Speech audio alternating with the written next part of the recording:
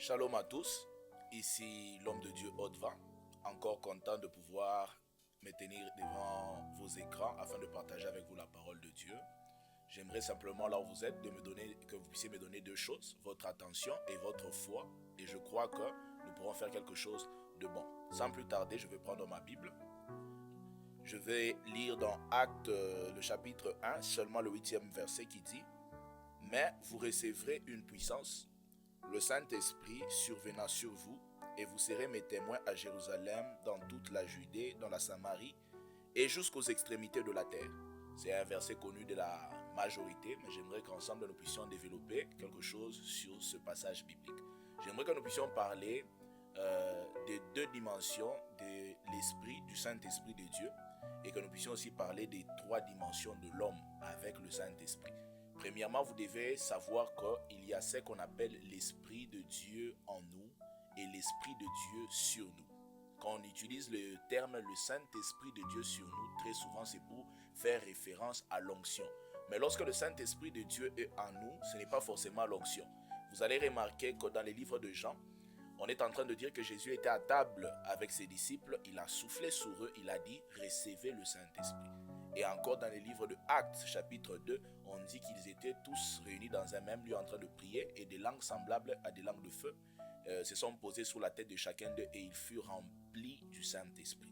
Donc on nous parle deux fois d'une rencontre entre les apôtres et le Saint-Esprit. Quelqu'un qui a le Saint-Esprit de Dieu en lui et quelqu'un qui a le Saint-Esprit de Dieu sur lui ne fonctionne pas de la même façon. Nous allons voir cela. Lorsque on dit dans Actes chapitre 1, le verset 8, que lorsque vous allez recevoir l'Esprit de Dieu sur vous, vous serez mes témoins, c'est qu'il est impossible de parler de Jésus si on n'est pas loin. On ne parle pas de Jésus parce qu'on a lu sa Bible, on ne parle pas de Jésus simplement parce qu'on a entendu une belle histoire sur Jésus, on ne parle pas de Jésus par envie. Parler de Jésus, ce n'est pas comme faire autre chose, c'est une mission. Donc tu ne peux pas parler de Jésus simplement parce que tu as pu entendre une belle histoire de Jésus. Non, non. Parler de Jésus comme étant une vocation, il faudrait que tu puisses être un appelé de Dieu. Et lorsque Dieu t'appelle, il te oint afin que tu puisses parler de sa part. L'apôtre Paul pouvait dire ceci: la parole de Dieu ne repose pas sur des discours persuasifs de la sagesse humaine, mais sur une démonstration d'esprit et de puissance. Les disciples ont fait 3 ans avec Jésus. Ils étaient capables d'aller parler de Jésus, mais ils ne pouvaient pas réellement. Parce que si quelqu'un fait 3 ans, tu fais 3 ans avec quelqu'un, tu es capable au moins de parler de lui, on te demande, témoigne un peu sur lui. Tu vas dire, ah, j'ai fait 3 ans avec lui et je suis apte pour parler de lui. Les disciples ayant fait 3 ans avec Jésus, Jésus estime que vous ne me connaissez pas assez bien. Parce que les 3 ans que vous avez passés avec moi ne seront pas suffisants afin que je puisse vous permettre de parler de moi.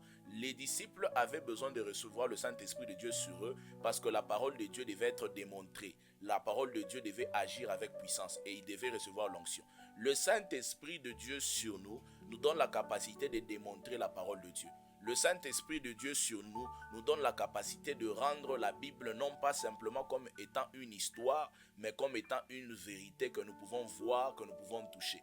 Les hommes qui sont loin sont des hommes que Dieu a choisis afin de pouvoir démontrer les richesses cachées du royaume de Dieu. C'est comme ça que lorsque tu as le Saint-Esprit de Dieu en toi, l'Esprit de Dieu va t'enseigner.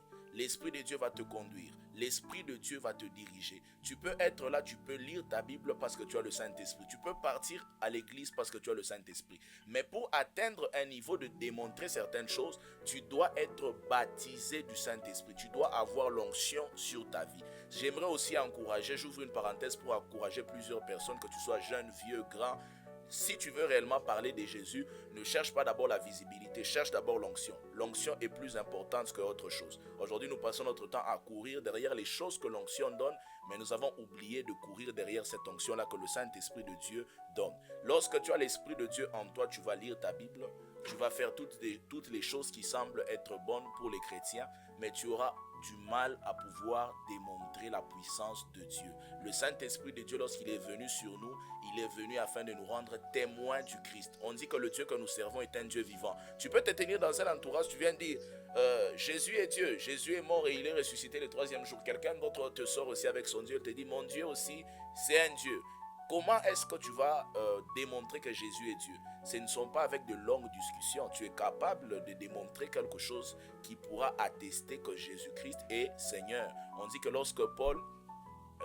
on dit que plutôt lorsque les apôtres étaient avec Simon les magiciens, lorsqu'on avait envoyé Pierre et Jean, ils se sont rencontrés avec Simon les magiciens. Qu'est-ce qu'ils ont fait? Ils n'ont pas perdu leur temps à critiquer Simon les magiciens. Ils ont démontré la puissance des dieux. Et même Simon les magiciens est venu s'agenouiller en disant, je vais acheter cette puissance. Pas comme nous aujourd'hui. Aujourd'hui, nous passons tout notre temps à dire que tout le monde est sorcier. Mais dans le temps, c'était pas comme ça. On ne pouvait pas perdre du temps à critiquer quelqu'un qui est sorcier ou pas. On démontrait la puissance de Dieu et on pouvait faire la différence entre la magie et la puissance de Dieu. Aujourd'hui, on ne sait plus faire la différence. Pourquoi? Parce qu'il n'y a pas assez de puissance de Dieu. Lorsque tu es loin, tu es en train de devenir, même pas tu es en train de devenir, tu es un danger dans le camp de l'ennemi.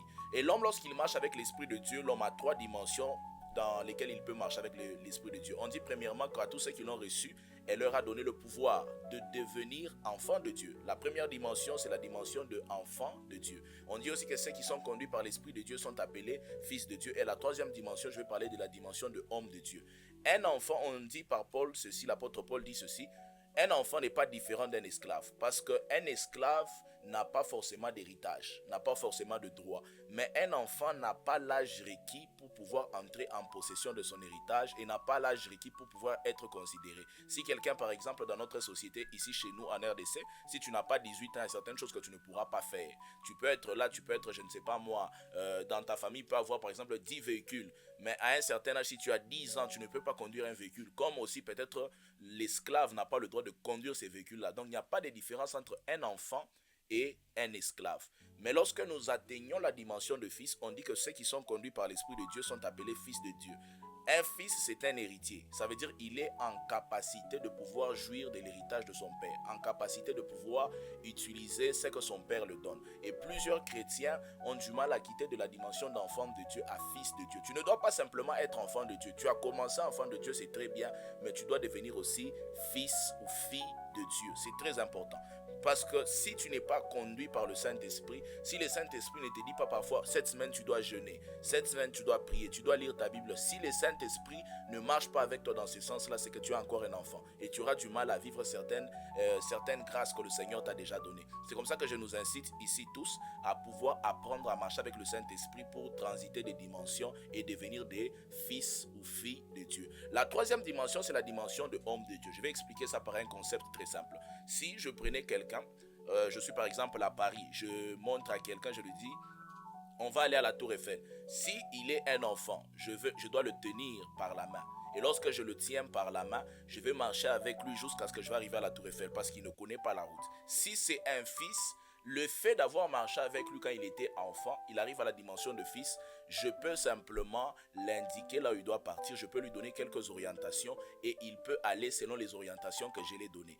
Mais si c'est un homme de Dieu, la dimension de homme de Dieu, ça veut dire qu'il peut y aller parce qu'il a déjà retenu le chemin. Ce sont ces genres de personnes, tellement qu'ils ont marché avec le Saint-Esprit, ils ont développé des systèmes automatiques pour comprendre la volonté de Dieu. On a tous besoin d'entendre Dieu. On a tous besoin d'être enseignés par Dieu. Ne confondez pas ce que je dis, mais je dis qu'il y a un certain niveau dans la vie, dans certaines choses. Tu n'as pas besoin que Dieu forcément puisse te parler à tout moment. Il t'a déjà parlé et c'est déjà resté comme une loi en toi. À ces moments-là, dans ce domaine, tu n'es pas simplement un enfant, tu n'es pas simplement un fils, mais tu es devenu un homme. C'est comme ça que nous pouvons faire la différence entre un enfant de Dieu, un fils de Dieu et un homme de Dieu.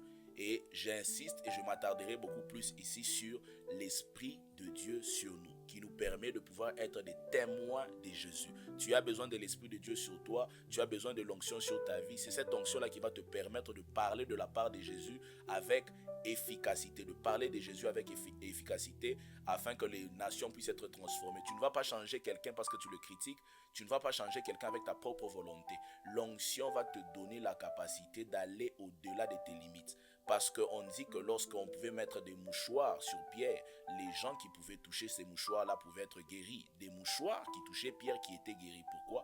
Il avait l'Esprit de Dieu sur lui. Pierre qui avait honte, qui avait peur de dire qu'il était disciple de Jésus parce qu'on risquait de le tuer, il a fui. Mais il s'est tenu le jour où il a reçu l'Esprit de Dieu sur lui. Il a prêché devant 3000 personnes et les 3000 personnes se sont converties. Bon, devant plus de 3000 personnes, mais 3000 personnes se sont converties. Il a parlé avec force, avec courage. Non pas que ça dépendait de lui, mais l'Esprit de Dieu a enlevé la peur, a enlevé la honte. Tu es chrétien, tu as honte de parler de Jésus. Tu es chrétien, tu as honte qu'on te voit, que tu pars à l'église. Tu manques l'Esprit de Dieu sur toi. Lorsque l'onction de Dieu vient sur toi, l'onction brise les jougs. Ça va briser les jougs de la pauvreté. Ça va briser les jougs de la honte, de la peur.